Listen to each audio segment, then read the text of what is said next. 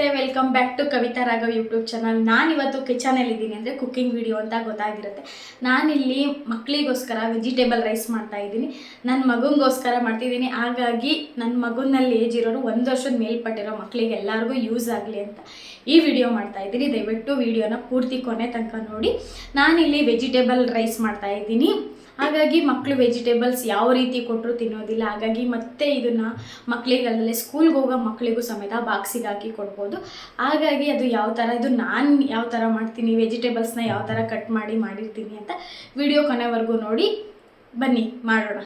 ನಾನಿಲ್ಲಿ ಯಾವ್ಯಾವ ತರಕಾರಿ ತೊಗೊಂಡಿದ್ದೀನಿ ಅಂತ ತೋರಿಸ್ತಾ ಇದ್ದೀನಿ. ಫಸ್ಟು ಕ್ಯಾರೆಟ್, ಹಾಗೆ ಇದು ಬೀನ್ಸ್ ಮತ್ತು ಬ್ರೋಕಲಿ, ಹಾಗೆ ಬಟಾಣಿ ಸ್ವಲ್ಪ, ಮತ್ತು ಒಂದು ಪಟೋಟ ಅಂದರೆ ಆಲೂಗಡ್ಡೆ, ಮತ್ತು ಅದ್ರ ಜೊತೆ ಒಂದು ಮೀಡಿಯಮ್ ಸೈಜ್ ಈರುಳ್ಳಿ, ಹಾಗೆ ಒಂದು ಟೊಮೊಟೊ. ನಾನು ನನ್ನ ಮಗುಗೋಸ್ಕರ ಮಾಡ್ತಾ ಇರೋದು. ಹಾಗಾಗಿ ನಾನು ಸ್ವಲ್ಪನೇ ಇಬ್ರಿಗೋಗೋವಷ್ಟು ನಾನು ಮಾಡ್ತಾ ಇರೋದು. ಹಾಗಾಗಿ ಎಲ್ಲ ಸ್ವಲ್ಪನೇ ತೊಗೊಂಡಿದ್ದೀನಿ. ತುಂಬ ಜಾಸ್ತಿ ಆದ್ರೂ ಬರೀ ಅದೇ ತರಕಾರಿದೇ ಜಾಸ್ತಿ ಆಗಿಬಿಡುತ್ತೆ. ಹಾಗಾಗಿ ಎಲ್ಲ ಸ್ವಲ್ಪನೇ ತೊಗೊಂಡಿದ್ದೀನಿ.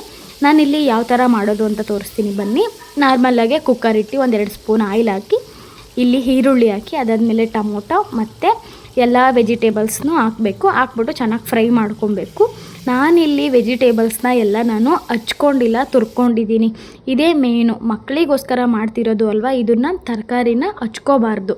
ನಾನಿಲ್ಲಿ ಕ್ಯಾರೆಟ್ ಮತ್ತು ಪಟೋಟ ಆಲೂಗಡ್ಡೆನ ನಾನು ತುರ್ಕೊಂಡಿದ್ದೀನಿ. ನಾರ್ಮಲ್ ದಪ್ಪನಾಗೇ ತುರ್ಕೊಂಡಿದ್ದೀನಿ. ನಾವು ಕಟ್ ಮಾಡಿ ಹಾಕಿದ್ರೆ ಮಕ್ಕಳು ತಿನ್ನಬೇಕಾದ್ರೆ ಬಾಯಿಗೆ ಸಿಕ್ಕಿದ್ರೆ ಅದು ತಿನ್ನೋದಿಲ್ಲ, ತೆಗ್ದಿಡ್ತಾರೆ. ಸ್ಕೂಲ್ಗೆ ಹೋಗೋ ಮಕ್ಳಿಗೂ ಸಮೇತ ಈ ಥರ ನೀವು ಮಾಡಿ ತುರಿದ್ಬಿಟ್ಟು ಹಾಕೋದ್ರಿಂದ ಅವರು ವೆಜಿಟೇಬಲ್ಸ್ ಚೆನ್ನಾಗಿ ತಿಂತಾರೆ.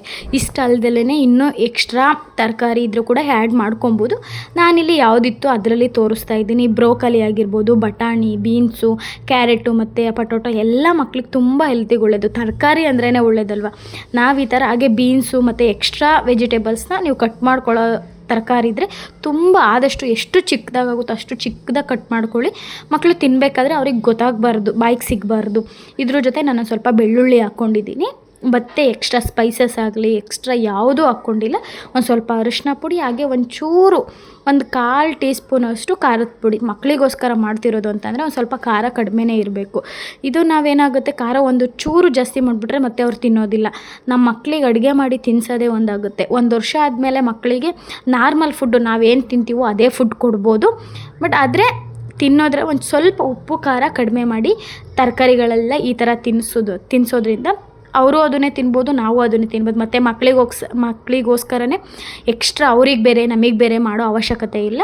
ಒಂದೇ ರೈಸ್ನ ಆರಾಮಾಗಿ ಇಬ್ಬರು ತಿನ್ಕೋಬೋದು. ನಾನು ನಮ್ಮ ಪಪ್ಪು ಇಬ್ಬರೇ ಇದ್ದಿದ್ದು. ಹಾಗಾಗಿ ನಾನು ಇಬ್ರಿಗೋಸ್ಕರ ವೆಜಿಟೇಬಲ್ ರೈಸ್ ಮಾಡಿಕೊಂಡೆ. ಎಲ್ಲರಿಗೂ ಯೂಸ್ ಆಗಲಿ ಅಂತ ನಾನು ವಿಡಿಯೋ ತೋರಿಸ್ತಾ ಇದ್ದೀನಿ. ನಮ್ಮ ಮಗನಿಗೆ ವೆಜಿಟೇಬಲ್ ರೈಸೇ ತುಂಬ ಮಾಡ್ತೀನಿ ನಾನು.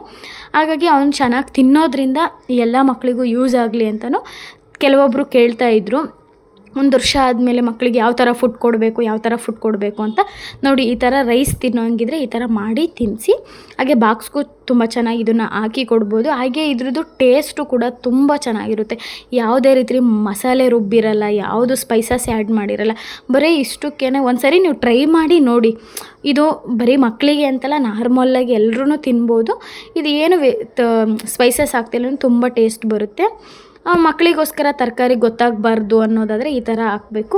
ಈ ಥರ ನಾನಿಲ್ಲಿ 1 ಗ್ಲಾಸು ರೈಸ್ ತೊಗೊಂಡಿದ್ದೀನಿ. ಹಾಗಾಗಿ ನಾನಿಲ್ಲಿ 2 ಗ್ಲಾಸು ಅಂದರೆ 2.5 ಗ್ಲಾಸು ನೀರು ಆ್ಯಡ್ ಮಾಡಿದ್ದೀನಿ. ಆ್ಯಡ್ ಮಾಡಿ ಆ ನೀರೆಲ್ಲ ಚೆನ್ನಾಗಿ ಬೆಂದು ಕುದ್ದಾದಮೇಲೆ ರೈಸ್ ಹಾಕ್ಕೊಂಡು, ಅಂದರೆ ಅಕ್ಕಿ ಹಾಕಿ ಅದು ಚೆನ್ನಾಗಿ ಕುದಿಬೇಕು. ಎಲ್ಲ ತರಕಾರಿ ಮತ್ತು ಅಕ್ಕಿ ಎಲ್ಲ ಸೇರಿ ಕುದೀತಾ ಇರುತ್ತೆ ಅಲ್ವ, ಆ ಟೈಮಲ್ಲಿ ನಾವು ಕುಕ್ಕರ್ನ ಕ್ಲೋಸ್ ಮಾಡಬೇಕು. ಮುಂಚೆನೇ ಬರೀ ಅಕ್ಕಿ ಹಾಕಿದ ತಕ್ಷಣವೇ ನಾವು ಕುಕ್ಕರ್ ಕ್ಲೋಸ್ ಮಾಡಬಾರ್ದು. ತರಕಾರಿ ಒಂದು ಕಡೆ, ಅಕ್ಕಿ ಒಂದು ಕಡೆ, ಆ ಥರ ಆಗ್ಬಿಡುತ್ತೆ. ಮಿಕ್ಸ್ ಆಗಿ ಇರೋದಿಲ್ಲ ಒಂದೇ ಸಮ. ಹಾಗಾಗಿ ಪೂರ್ತಿ ಕುದೀತಾ ಇರುತ್ತೆ ಅಲ್ವಾ, ಆಮೇಲೆ ನಾವು ಕುಕ್ಕರ್ ಕ್ಲೋಸ್ ಮಾಡಬೇಕು. ಇದನ್ನು 2 ವಿಸಿಲ್ ಹೊಡಿಸ್ಕೊಂಡಿದ್ದಾದಮೇಲೆ ಪೂರ್ತಿ ತಣ್ಣಗಾಗೋಕ್ಕೆ, ವಿಸಿಲೆಲ್ಲ ಪೂರ್ತಿ ಕಂಪ್ಲೀಟಾಗಿ ಹೋಗಿ ತಣ್ಣಗಾಗೋಕ್ಕೆ ಬಿಟ್ಟು ಅವಾಗ ಈ ರೈಸ್ನ ತಿನ್ನಬೇಕು. ನಿಜವಾಗೂ ನನ್ನ ಮಗ ತುಂಬ ಇಷ್ಟಪಟ್ಟು ತಿಂತಾನೆ ಇದನ್ನು. ನೀವು ಕೂಡ ಒಂದ್ಸರಿ ಟ್ರೈ ಮಾಡಿ ನೋಡಿ ಯಾವ ಥರ ತಿಂತಿದ್ದಾನೆ. ಅವನಿಗೂ ತುಂಬ ಇಷ್ಟ ಆಗುತ್ತೆ. ನೋಡಿದ್ರಿ ಅಲ್ವಾ ಈ ವೆಜಿಟೇಬಲ್ ರೈಸ್ ಯಾವ ಥರ ಇತ್ತು ಅಂತ. ನಿಮಗೆ ಇಷ್ಟ ಆಗಿದ್ರೆ ಲೈಕ್ ಮಾಡಿ, ಹಾಗೆ ಇನ್ನೂ ಹೆಚ್ಚು ಹೆಚ್ಚು ವೀಡಿಯೋಸ್ಗೋಸ್ಕರ ಸಬ್ಸ್ಕ್ರೈಬ್ ಮಾಡ್ಕೊಳ್ಳಿ ಅಂತ ಕೇಳ್ತಾ ಇದ್ದೀನಿ. ಇಷ್ಟೊತ್ತು ನನ್ನ ವೀಡಿಯೋ ನೋಡಿದ್ದಕ್ಕೆ thank you so much. Subscribe ಮಾಡ್ಕೊಳ್ಳಿ, ಹಾಗೆ ಲೈಕ್ ಮಾಡಿ. ಇನ್ನೂ ಹೆಚ್ಚು ಹೆಚ್ಚು ವೀಡಿಯೋಸ್ಗೋಸ್ಕರ ನೀವು ಯಾವ ರೀತಿ ವೀಡಿಯೋಸ್ ಬೇಕು ಅಂತ ಕಮೆಂಟ್ ಮಾಡಿ, ನಾನು ತಿಳಿಸ್ಕೊಡ್ತೀನಿ. Thank you so much.